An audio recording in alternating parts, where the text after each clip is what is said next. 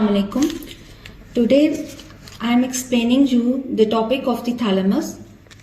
Here I am forming a thalamus. This thalamus is a large shaped active mass of the grey matter that forms the major part of the diencrphalon. Okay? The major part of the diencrphalon. And there are two thalami. One is situated on each side of the third ventricle. In this model, here the third ventricle is shown. Okay? And on the right side of the third ventricle, one thalamus I am formed, and on the another side, the egg-shaped or the oval-shaped mass of the grey matter is also present. Now, the anterior end of the thalami, the anterior end of this thalami, it is narrow and rounded, and it forms the posterior boundary of the interventricular foramen. Okay? And the posterior end of this thalamus is expanded and it forms the pulvinar, which overhangs the superior colliculus. Now, the medial surface of the thalamus forms this medial surface of the thalamus. It forms the lateral wall of the third ventricle. Anterior surface, it means that this whole is a grey matter of the thalami. Now, if suppose this is a superior surface, this superior surface is a layer of the white matter which is called the stratum zonale, and on its lateral surface by another layer, this is a lateral surface, so another layer is present which is called the externomedullary lamina. The grey matter of the thalamus, this grey matter of the thalamus is divided by a vertical sheet of the white matter, where this is a vertical sheet, okay, of the white matter in a Y-shaped form. Okay. This is called the internomedullary lamina.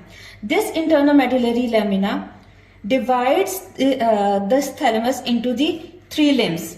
Okay? These Y limbs of the Y limbs have three limbs, and these three limbs forms the three parts of the thalamus.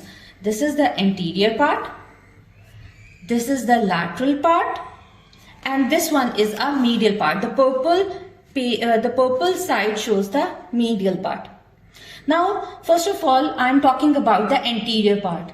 Here, this anterior part is shown in a red color.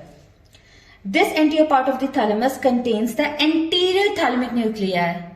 Previously, I already told you that the grey matter contains the nuclei and white matter shows that tracts are passing. So, this part, anterior part of the thalamus, forms having a anterior thalamic nuclei. They receives the tracts from the mammillothalamic tract. How they receive the mammillothalamic tract? Suppose if this anterior thalami is present here, so in front of the anterior thalami, this is the mammillary gland. Here it receives the tract which is called the mammillothalamic tract.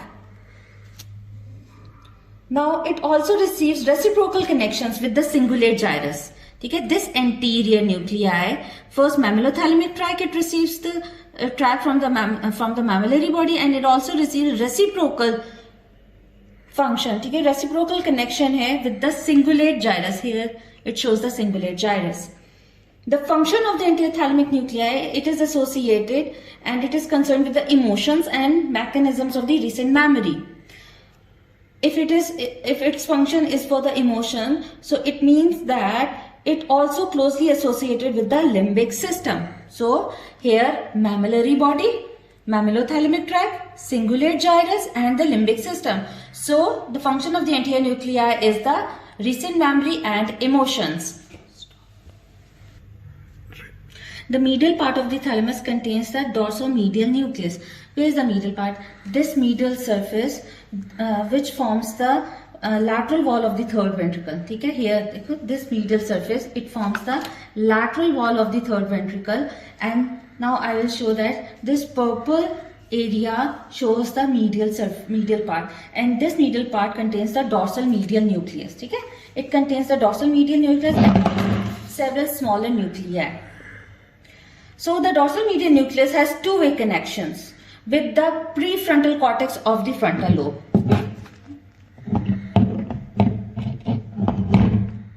Here, this is a prefrontal cortex of the frontal lobe.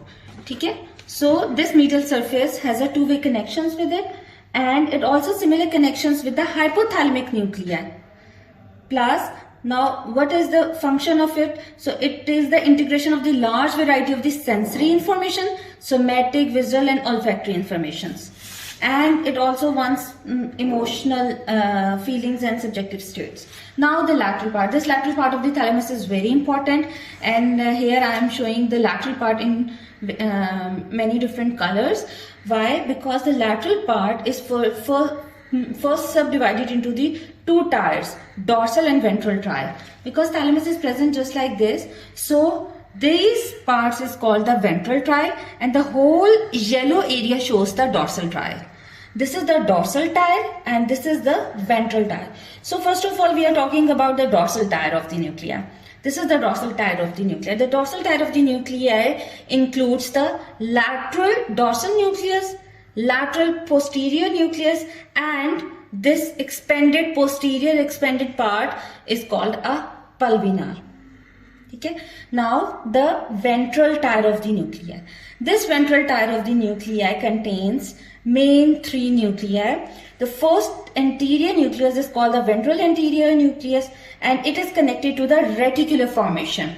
The reticular nucleus is present in front of the anterior nuclei. Here it can take the information from the reticular formation, substantia nigra and corpus striatum, and premotor cortex, as many other thalamic nuclei can take. Now I am talking about the ventral lateral nucleus.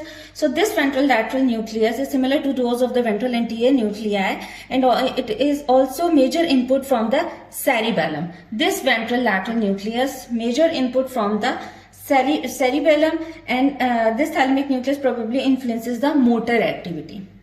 Now ventral posterior nucleus. This ventral posterior nucleus is further subdivided into the two nuclei, VPL and VPM. And these are very common nucleuses.